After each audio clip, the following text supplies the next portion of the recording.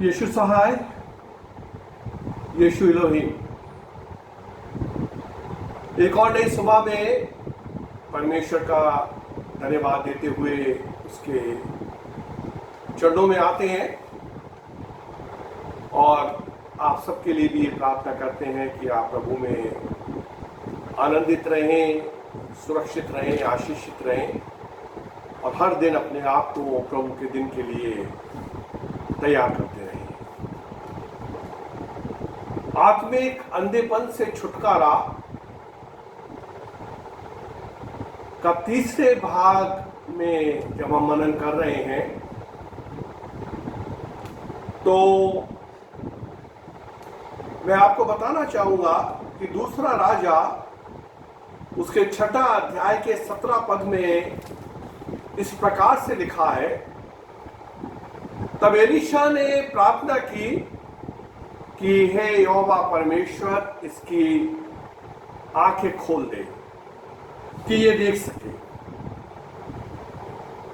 और जब यहोवा परमेश्वर ने सेवक की आंखें खोली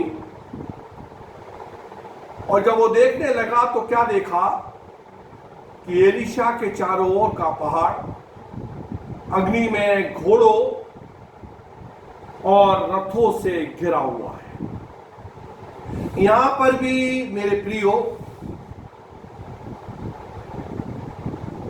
एलीशा का सेवक उस नजारे को जो परमेश्वर उसको दिखाना चाह रहा था नहीं देख पा रहा है। हम अंधेपन की बात कर रहे हैं, सब कुछ तो देख रहे हैं और सब कुछ दिखाई दे रहा है, लेकिन जो देखना है वो हम नहीं देख पा रहे हैं। पूरा वर्णन इस प्रकार से है कि दूसरा राजा उसके 6 अध्याय के 8 पद से इस प्रकार लिखा हुआ है कि आराम का जो राजा है, आराम देश का राजा इज़राइल देश के राजा से युद्ध कर रहा था और वो अपने सेनापति और अपने पुरनी और अपने प्रतिष्ठित लोगों के साथ मिलकर गुप्त योजनाएं बनाता है कि अमुक स्थान पर मेरी छावनी होगी और यहां पर मैं अपनी एक गुप्त छावनी बनाऊंगा और इस जगह से मैं इज़राइल के राजा के ऊपर आक्रमण कर उसको और उसकी सेना को मार दूंगा। और चूंकि इज़राइल परमेश्वर के लोग हैं तो परमेश्वर तो हर बात को जानने वाला परमेश्वर है। वो सर्वज्ञानी है, सर्वसामर्थी है, सर्वोपस्थित है, सर्वव्यापी है और सर्वशक्तिशाली है और उसकी नजरें तो सारी पृथ्वी के ऊपर घूमती रहती हैं और वो तो दिलों और गुर्दों को जांचने और जानने वाला है। प्रभु यीशु मसीह को ये वरदान था कि मनुष्य क्या सोच रहा है वो यीशु मसीह मालूम कर लेता था। तो जब आराम की इन गुप्त योजनाओं का पता परमेश्वर को चला, क्योंकि वो तो सब कुछ जानता है, तो उसने इन बातों को अपने नबी एलीशा के ऊपर प्रकट किया और एलीशा ने ये बात इज़राइल के राजा के पास कहला भेजी कि देख, उस स्थान से होकर ना जाना, क्योंकि वहां पर अराम के राजा ने एक गुप्त छावनी बनाई है और तेरी जान को वहां पे खतरा है और वो वहां से तुझ पर आक्रमण करेगा। और इस रीति से अराम के राजा की गुप्त योजना विफल हो गई। और ऐसा 1-2 बार नहीं हुआ बल्कि कई बार हुआ कि जब अराम के राजा ने इज़राइल के राजा पे आक्रमण करके उसे मार डालने के लिए गुप्त योजनाएं बनाई कि इस स्थान पे मैं अपनी चौकी बनाऊंगा, इस स्थान पे अपनी छावनी बनाऊंगा और यहां से इज़राइल के राजा को मारूंगा, लेकिन हर बार परमेश्वर ने उस बात को अपने नबी एलीशा पे प्रदर्शित किया और एलीशा ने ये बात राजा को, इज़राइल के राजा को बता दी और इस रीति से इज़राइल के राजा की कोई भी हानि नहीं होने पाई। तो जब ये बातें कई बार हुई और अराम के राजा की योजनाएं विफल होती चली गई तो वो घबरा गया और घबरा के उसने अपने सेनापति और प्रतिष्ठित लोगों और पुण्यों और अपने सेना को एकत्रित किया और उनसे पूछा कि मुझे बताओ कि तुम में से वो कौन जन है जो है तो मेरी ओर का, लेकिन वो वास्तव में इज़राइल की राजा की मदद करता है और वो इज़राइल के राजा का जासूस है और मेरी सेना में है और वो जाकर मेरी तमाम गुप्त योजनाओं को इज़राइल के राजा को बता देता है। मेरे प्रिय, आप जानते हो कि पुराने युग से एक देश की जासूसी दूसरे देश की जासूसी की जाती है और आजकल तो ये काम सैटेलाइट के द्वारा बड़े आसानी से हो जाता है और सैटेलाइट से मालूम पड़ जाता है कि दुश्मन की सेना कहाँ पे है, उनके हथियार कहाँ रखे हुए हैं, उनके जहाजों के भंडार गृह कहाँ पर है। और आज भी जासूस भेजे जाते हैं और उस जमाने में भी जासूस भेजे जाते थे जो दूसरे देश की गुप्त मिशनों की रहस्यों को मालूम कर कर अपने देश में पहुंचाया करते थे। तो ऐसा ही अराम का राजा सोच रहा है कि कोई जासूस इज़राइल का हमारे देश में है और वो ये सब जानकारियां लेकर इज़राइल के राजा को बताता है। लेकिन अराम के लोगों ने कहा कि नहीं प्रभु, ऐसी बात नहीं है। इज़राइल में एक नबी है जिसका नाम एलीशा है और वो उन बातों को भी इज़राइल के राजा को बता देता है जो तू अपने शयन की कोठरी में कहता है। शयन की कोठरी मतलब स्लीपिंग रूम, बेडरूम। मेरे अजीजों, यदि हम पहले कमरे में कोई बात कर रहे हैं और हमारा पहला कमरा अगर सड़क से लगा है और हम कोई बात कर रहे हैं तो हो सकता है कि राह से गुजरने वाला कोई जन उस बात को सुन ले, लेकिन जो बेडरूम है वो तो बहुत प्राइवेसी की जगह है, बिल्कुल अंदर है और वहां किसी को जाने की इजाजत नहीं। और राजा का जो शयन कक्ष है वो तो वास्तव में बहुत ही सुरक्षित स्थान है। लेकिन लोग कह रहे हैं कि राजा जो अपने शयन कक्ष में बात बोलता है वो भी नबी एलीशा को मालूम हो जाती है और वो इज़राइल के राजा को बता देता है। तब अराम के राजा ने कहा, अच्छा तो एलीशा नबी का पता लगाओ, मैं उसको बंदी बनाऊंगा और उसको जान से मरवा दूंगा। तो मेरे प्रियो, क्या हुआ कि अराम के राजा ने अपनी एक बड़ी सेना को और बहुत सारे घुड़सवारों को और बहुत सारे रथों को एलीशा को बंदी बना के लाने के लिए भेजा और रातों रात अराम की सारी सेना ने उस जगह को, जिस जगह पे एलीशा नबी था, चारों तरफ से घेर लिया। और जिस जगह पे एलीशा नबी था, बाइबल में बताया गया है वो जगह दोतान थी। और क्या हुआ कि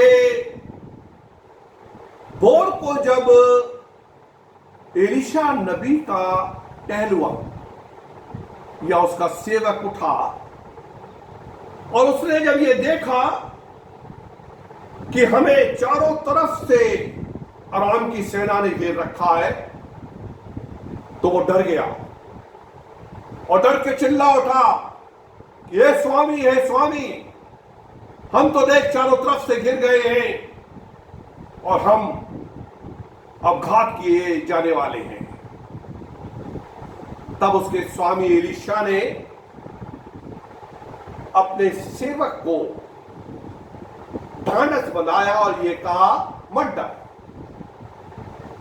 जो हमारी ओर है वो उनसे अधिक हैं जो उनकी ओर है। तब वचन ये कहता है 17 पद में कि एलीशा ने प्रार्थना की कि हे यहोवा, इसकी आंखें खोल दे कि ये देख सके। और जब यहोवा ने उस सेवक की आंखों को खोला तो उसने क्या देखा कि एलीशा के चारों ओर का पहाड़ अग्नि में घोड़ों और रथों से घिरा हुआ है। जरा पढ़ दीजिए। तब एलीशा ने ये प्रार्थना की कि हे यहोवा, हाँ, इसकी आंखें खोल दे हाँ, कि ये देख सके। हाँ, तब यहोवा ने सेवक की आंखें खोल दी, हाँ, और जब वह देख सका, हाँ, तब क्या देखा हाँ, कि एलीशा के चारों ओर का पहाड़ हाँ, अग्नि में घोड़ों और रथों से भरा हुआ है। हाँ, घिरा हुआ है, भरा हुआ है। दोतान में एलीशा है, एलीशा के साथ उसका सेवक है।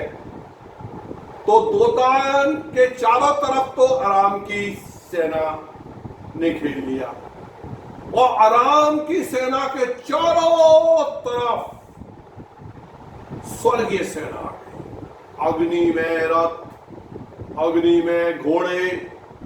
ओहो, बड़ा प्रतापी नजारा। और वो स्वर्गीय सेना जिसके आगे पृथ्वी की कोई सेना टिक नहीं सकती। नजारा बिल्कुल वैसा ही है जैसे कि किसी सिनेमा में क्लाइमेक्स में होता है कि हीरो के हाथ में पिस्तौल है और उसने विलियन से कहा कि बस अब बंद करो क्योंकि पिस्तौल मेरे हाथ में है। और विलियम ने जोर का ठाका लगाया, हा, जरा अपने पीछे तो देख। और जब हीरो ने पीछे मुड़ के देखा तो उसके चारों तरफ स्टैंड गन लिए हुए विलियन के बहुत सारे गुंडे खड़े हुए। तब वो विलियन कहता है अपनी पिस्तौल फेंक दे क्योंकि तू चारों तरफ से गिर चुका है। बिल्कुल यही नजारा है। एलीशा को अराम की सेना घेरे हुए है और अराम की सेना को परमेश्वर के स्वर्गीय सेना चारों तरफ से घेरे हुए हैं। ये प्रतापी स्वर्गीय सेना है। आपको याद होगा कि जिस समय यहूदा इस्करियोती यीशु मसीह को पकड़वाने के लिए एक बड़ी भीड़ को तलवारें और लाठियां लेकर आया तो वहां पर पतरस ने अपनी तलवार निकालकर महायाजक के सेवक के कान को उड़ा दिया। और यूहन्ना रचित सुसमाचार में उस सेवक का नाम बताया गया है, मलकुस। और प्रभु यीशु मसीह ने पतरस से कहा कि अपनी तलवार को म्यान में रख क्योंकि जो तलवार चलाते हैं वो तलवार से नाश किए जाएंगे। और प्रभु यीशु मसीह ने महायाजक के कान को छूकर उसको चंगा किया। और मत्ती रचित सुसमाचार में लिखा है कि यीशु मसीह ने कहा अपने शिष्यों से कि क्या तुम नहीं जानते कि मैं पिता से विनती करूंगा और इसी समय स्वर्गदूतों के 12 पलटन यहां उपस्थित हो जाएगी। लेकिन फिर पवित्र शास्त्र की बातें कैसे पूरी होगी?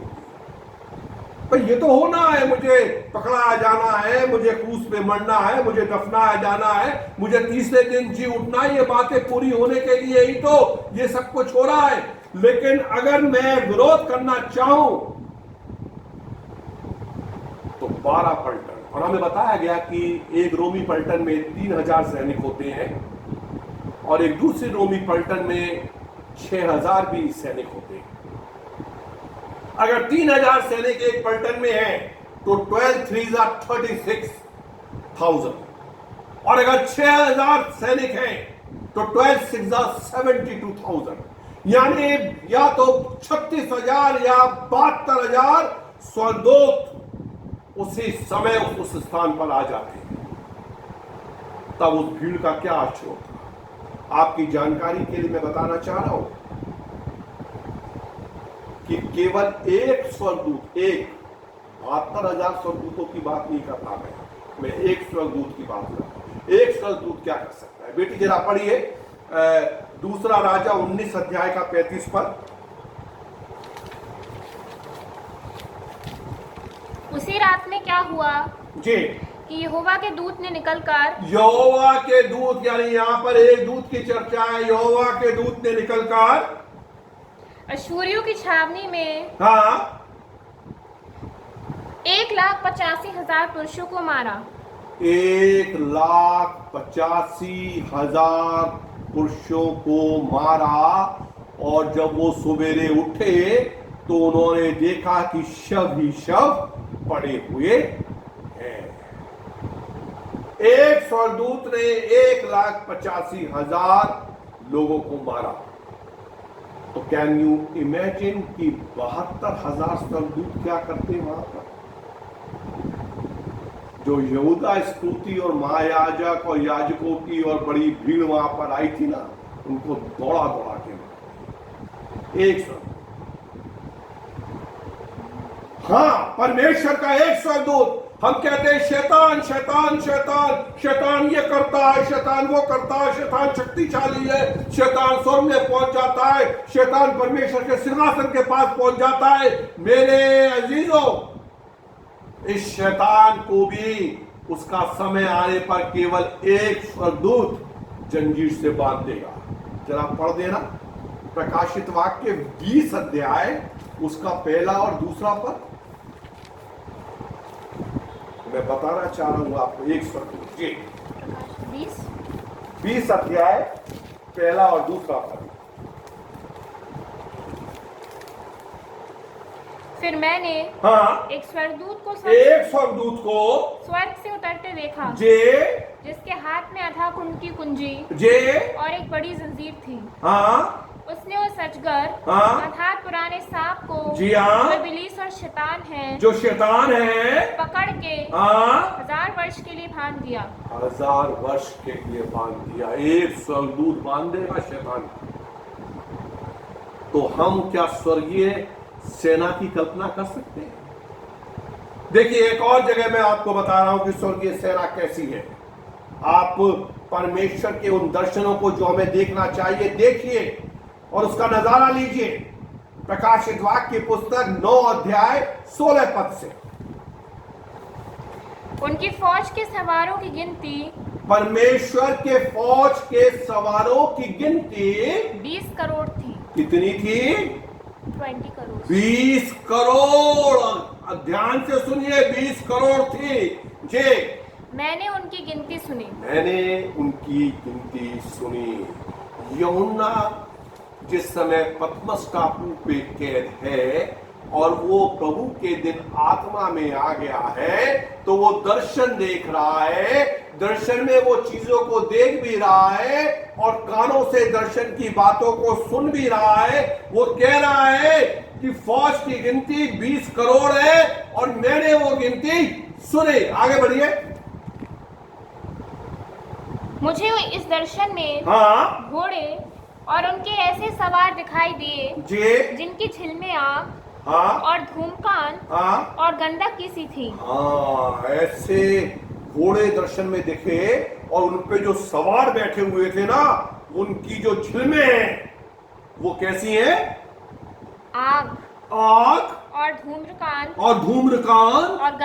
और गंधक की झिलमें हैं। और उन घोड़ों के सिर सिंहों के समान, और उन घोड़ों के जो मुंह है वो शेरों के समान है। और उनके मुंह में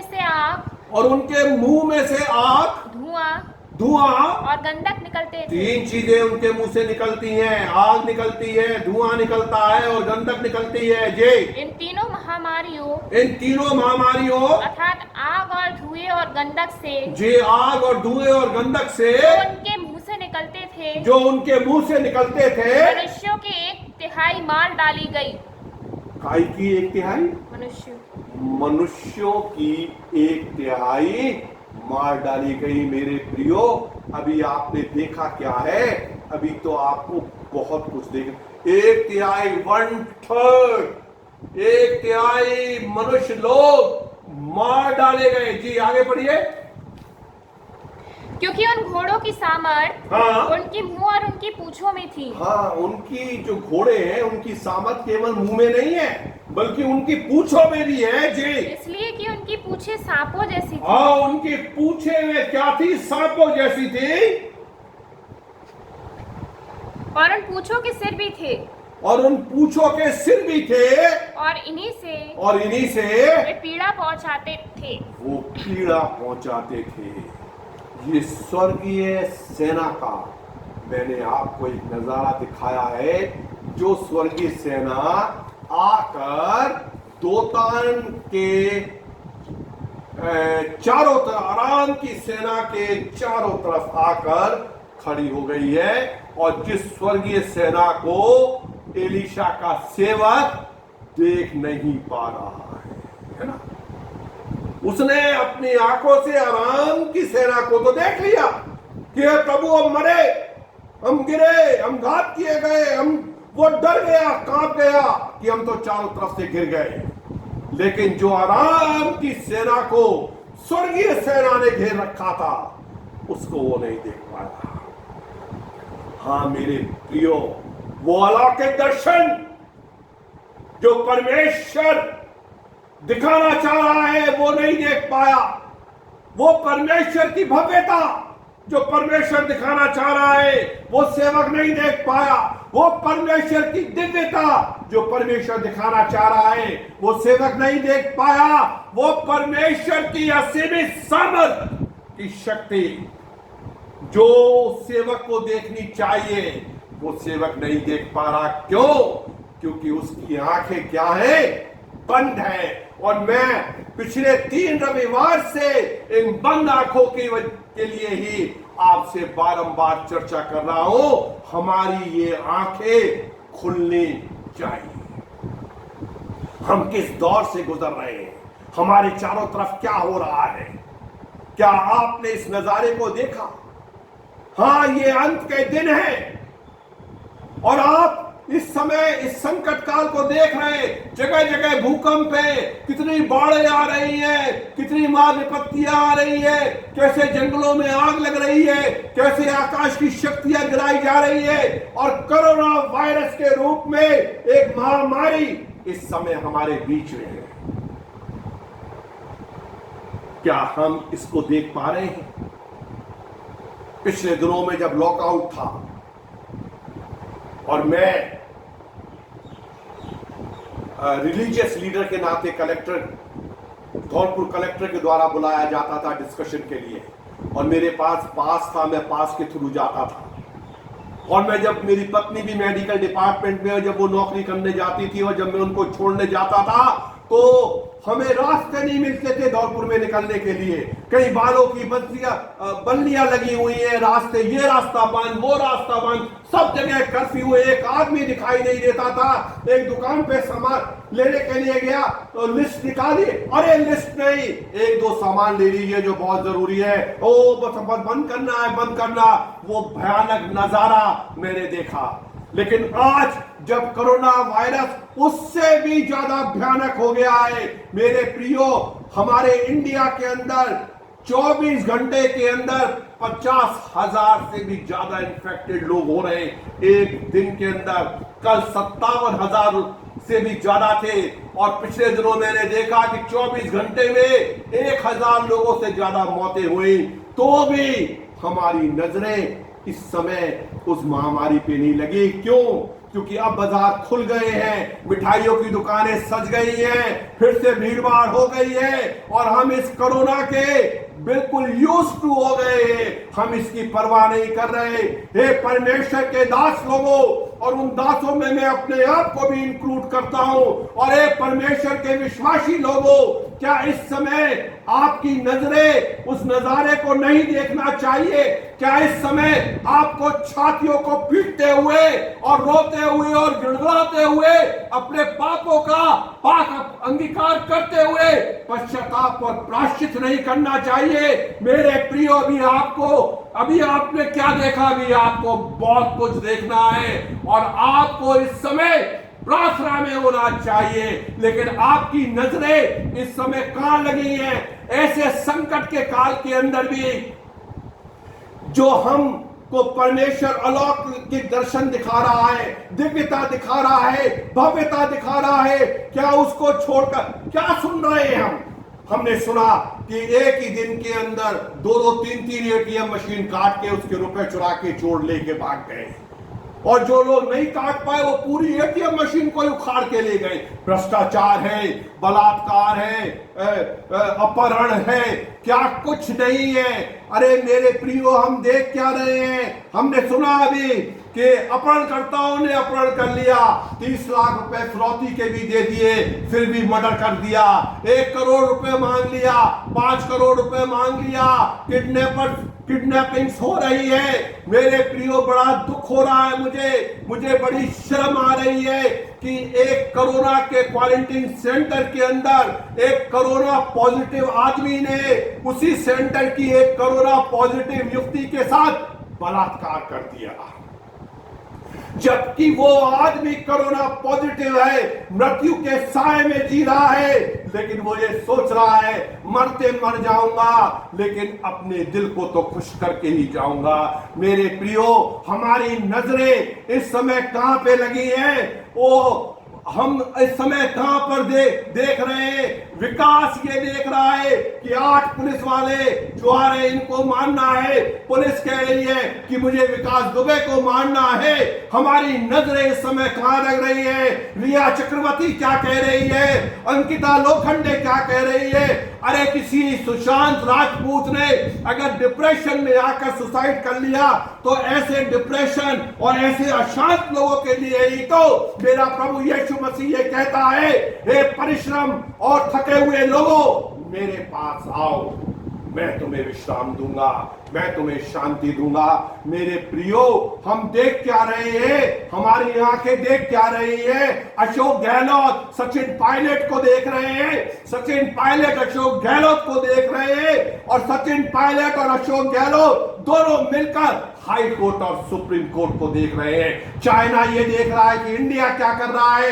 इंडिया की नजर ये है कि चाइना की गतिविधि क्या है, पाकिस्तान क्या कर रहा है, इस पे हमारी नजर है। पाकिस्तान की नजर है कि हम क्या कर रहे हैं, हम देख क्या रहे हैं, हम देख क्या रहे हैं, और हमको देखना इस समय क्या चाहिए।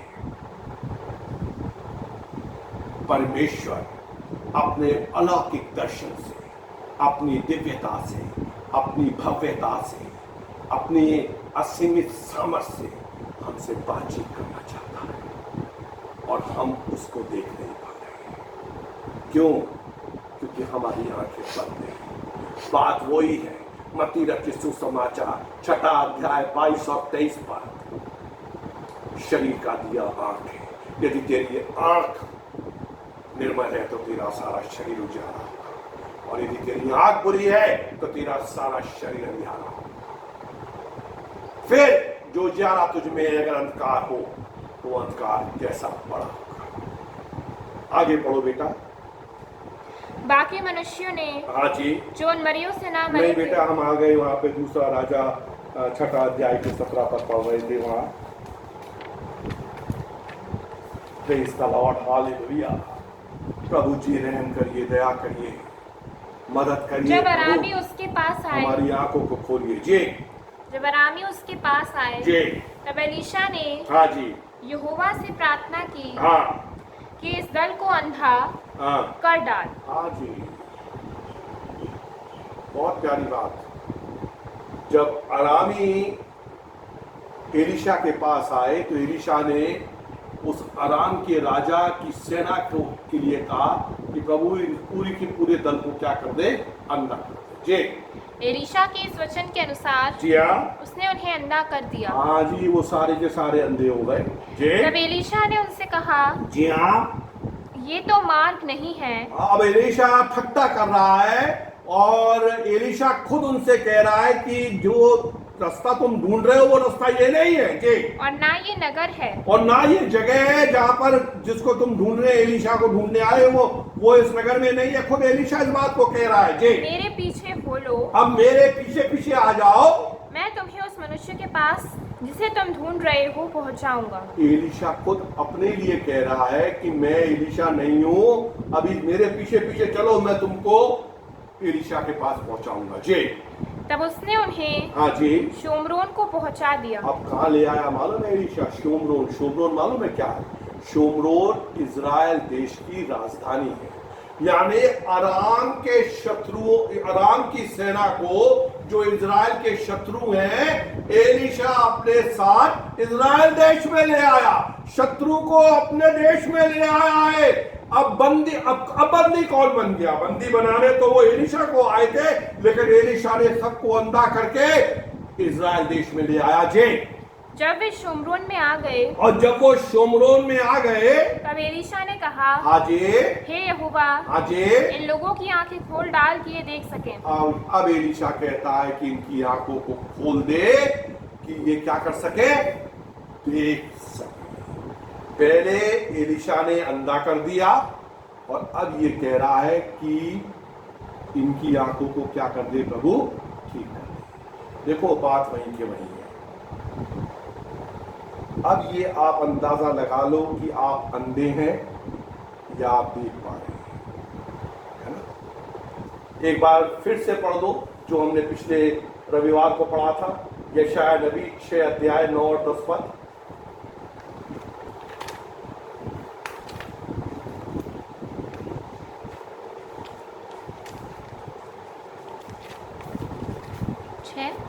हाँ, 9 और 10। उसने कहा, हाँ, जा, हाँ, और इन लोगों से कह, इन लोगों से कह दे, सुनते ही रहो, सुनते तो रहो, परंतु ना समझो, बिल्कुल समझना नहीं, लेकिन देखते ही रहो, देखते तो रहो, परंतु ना बुझो, लेकिन देख नहीं पाना। तो इन लोगों के मन को मोटा, इनके मन को मोटा, और उनके कानों को भारी कर, हाँ जी, और उनकी आंखों को बंद कर, आंखों को बंद कर दे। परमेश्वर ये अपने नबी यशायाह से कह रहा है उन लोगों के लिए कि इनकी आंखों को बंद कर दे। ऐसा ना हो, हाँ, कि वे आंखों से देखें, मैं नहीं चाहता कि वो आंखों से देखे, और कानों से सुने, और कानों से सुने, मैं नहीं चाहता कि वो सुने, और मन से पूजे, और मन से पूछे, मैं नहीं चाहता। और मन फिराए, और जब ये आंखों से देखने लगेंगे, कानों से सुनने लगेंगे, मन से पूछने लगेंगे, तब ये मन फिराएंगे, लेकिन मैं चाहता ही नहीं कि ये मन फिराए और चंगे हो जाएं। और जब मन फिराएंगे तो चंगे हो जाएंगे। मैं नहीं चाहता कि ये चंगे हो जाए, मैं चाहता ही नहीं। परमेश्वर बिल्कुल थक गया समझा समझा के। बाइबल में क्या लिखा है? यीशु मसीह ने भी ये कहा कि हे हठीले लोगों, मैं कब तक तुम्हारे साथ रहूंगा और कब तक तुम्हारी सहूंगा। बाइबल में लिखा है कि परमेश्वर ने हर चीजें विशेष उद्देश्य से बनाई हैं। उसने दुष्ट को भी विपत्ति भोगने के लिए बनवाया है। वचन में लिखा है यदि पृथ्वी पे धर्मी को फल मिलेगा तो निश्चय दुष्ट को मिलेगा। परमेश्वर दुखी हो गया है। परमेश्वर कह रहा है कि इनकी आंखों को बंदी रहने दो, इनके कानों को बंदी रहने दो। मैं इनको चंगा नहीं करना चाहता। मैं नहीं चाहता कि ये लोग फिर जाए। क्यों? क्योंकि वचन ये कहता है जो बार बार डांटे जाने पर भी हट करता है वो अचानक नष्ट हो जाएगा और उसका कोई उपाय काम नहीं आएगा। परमेश्वर के सेवक लोग इन अंत के दिनों में चिल्ला चिल्ला के प्रचार कर रहे हैं। इन दिनों में चिल्ला चिल्ला के आपको सचेत कर रहे हैं। सुनिए सुनिए सुनिए, परमेश्वर के अलौकिक, उसकी दिव्यता, उसकी भव्यता, उसकी सामर्थ को देखिए देखिए देखिए देखिए, लेकिन आप उसको देखना नहीं चाहते, तो इसलिए आप अंधे हैं। और देखने वाले वो ही हैं, वो तिमाई का पुत्र बरतिमाई। जिस समय यीशु मसीह के पास आया और यीशु मसीह ने उससे कहा कि तू क्या चाहता है कि मैं तेरे लिए करूं? केवल ये कर प्रभु कि मैं देखने लगूं। यीशु मसीह ने कहा कि देखने लग, तेरे विश्वास ने तुझको चंगा कर दिया है। तो मेरे प्रियो, आप क्या करना चाहते हो?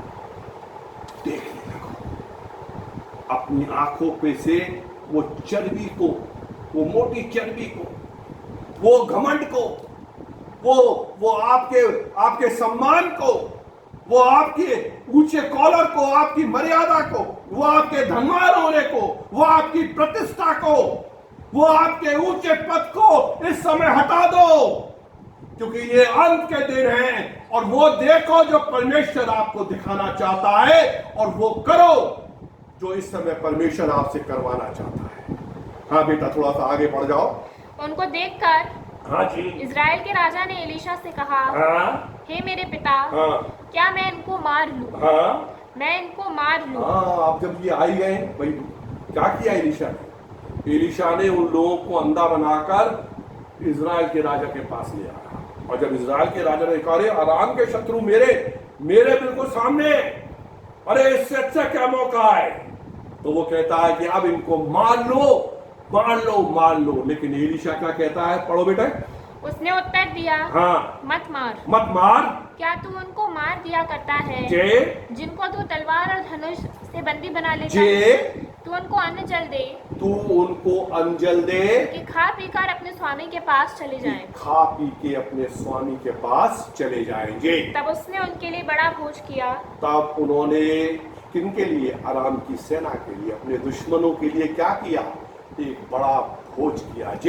और जब वे खा पी चुके, हाँ, तब उसने उन्हें विदा किया। और वे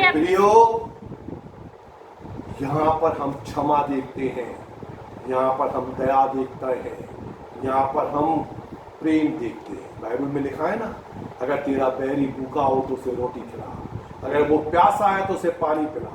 इस तरह तू उसके सर पे अंगारों का क्या लगाएगा? ढेर लगाएगा। और वचन में आगे लिखा है, और बेटे, तब उसने उन्हें विदा किया और वे अपने स्वामी के पास चले गए।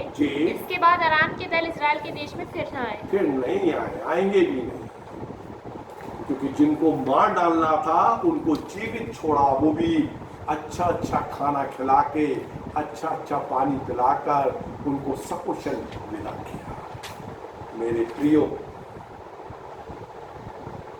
आंखों को खोलिए और देखिए कि परमेश्वर आज आपको क्या दर्शन दे रहा है और आज आपको क्या दिखा रहा है। मैं अपने प्रचार को विराम दूंगा, लेकिन एक अंतिम पद मैं आपके सामने पढ़ना चाहूंगा। प्रकाशित वाक्य पुस्तक, उसका 3 अध्याय 17 और 18।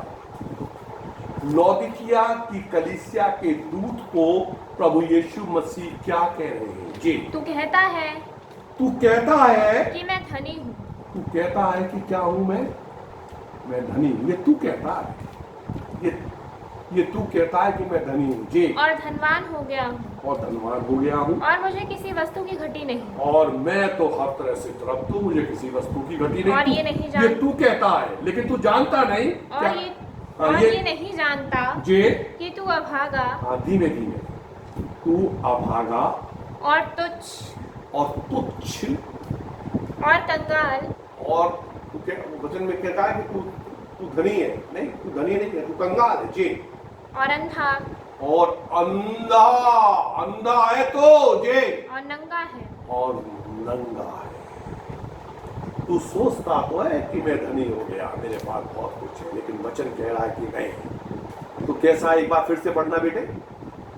तू अभागा और तुच्छ। मेरी दृष्टि में, परमेश्वर कह रहा है, मेरी दृष्टि में तू अभागा और तुच्छ, हाँ, और कंगाल और अंधा और नंगा है। जी, इसलिए मैं तुझे सम्मति देता हूँ, मैं तुझे एक सलाह देता हूँ। मेरे प्रियो, ये सलाह आज मेरे लिए और आपके लिए, ये सलाह प्रभु यीशु मसीह दे रहे हैं। इन अंत के दिनों में दे रहे हैं, इस विपत्ति के काल में दे रहे हैं, इस विपत्ति के लिए प्रार्थना करने के लिए समय के समय में दे रहे हैं। अभी और क्या विपत्तियां आ रही हैं, ऐसे समय में दे रहे हैं, एक सलाह आपको दे रहे हैं। हाँ, सुनिए क्या सलाह दे रहे हैं प्रभु यीशु जी। कि आग में ताया हुआ सोना मुझसे ले ले कि तू धनी हो जाए। हाँ, तू सोच रहा है कि मैं धनी हूँ, पर तू धनी नहीं है। देखो, सब कुछ तू देख रहा है, इधर उधर सब कुछ देखता है, लेकिन जो देखना चाहिए वो देखता नहीं है। तू सोच रहा है धनी है, पर वास्तव में तो तू बड़ा भारी कंगाल है। मुझसे ले ले ताकि तू धनी हो जाए। और श्वेत वस्त्र ले ले, और मुझसे, मेरे पास एक सफेद कपड़ा है, हाँ, वो मुझसे ले ले। पढ़ो। और श्वेत वस्त्र ले ले, हाँ, कि पहनकर तुझे अपने नंगेपन की लज्जा ना हो, कि तू नंगा ना रहे, और अपनी आंखों में लगाने के लिए और अपनी आंखों में लगाने के लिए सुरमा ले। सुरमा ले ले। वो सुरमा मेरे पास है जो मैं दूंगा तुझको तेरी आंखों में लगाने के लिए। क्या? कि तू देखने लगे। कि तू देखने लगे। अपने हाथ को बढ़ाइए, अपने घुटने पे जाइए, अपनी आंखों को बंद करिए और प्रार्थना कीजिए कि हे प्रभु, आज की सुबह मुझे आपसे वो सुरमा चाहिए जो मैं अपनी आंखों में लगा लूं। और जब आप इसको लगा लेंगे तो आप देखने लगेंगे। फिर केवल आराम की सेना ही नहीं, बल्कि आप आराम की सेना को घेरे हुए स्वर्ग की सेना को भी देख पाएंगे। इन वचनों के द्वारा प्रभु आप सबको बहुत सारी आशीष दें और परमेश्वर अपने मुख का प्रकाश आपके ऊपर छोड़ता है। इधर उधर देखने के बजाय अगर आप इस समय वो देखें जो आपको देखना चाहिए और वो करें जो आपको करना चाहिए। बहुत प्रार्थना करने की आवश्यकता है, बहुत प्रार्थना करने की, बहुत प्रार्थना करने की आवश्यकता है। परमेश्वर हमारे निर्बल घुटनों को मजबूत करें, हमारे हाथों को मजबूत करें जो हमारे प्रभु यीशु मसीह के आगे यूं जुड़ सके, हमारे घुटने यीशु मसीह के आगे टिक सके और हम प्रार्थना करें, प्रार्थना करें, प्रार्थना करें, ताकि हमारा आत्मिक अंधापन दूर हो जाए और हम सब कुछ साफ साफ देखने लगे। परमेश्वर बहुत सारी चीजों को इस समय कलीसिया को दिखाना चाहता है। अपने वेदों के प्रकाशन को वो कलीसिया को और अपने लोगों को दिखाना चाहता है। देखने के लिए